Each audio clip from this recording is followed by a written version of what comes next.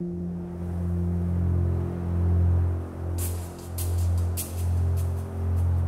the stunt we're trying to do is 2 Volvo trucks speeding down the highway towards the tunnel, and I have to walk across a line before they come to the tunnel.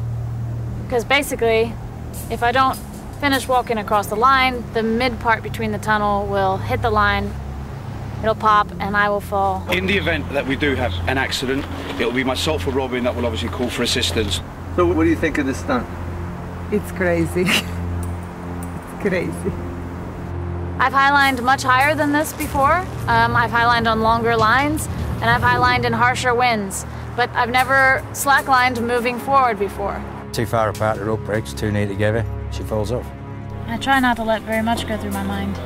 It's better to just focus on walking and getting to the anchor.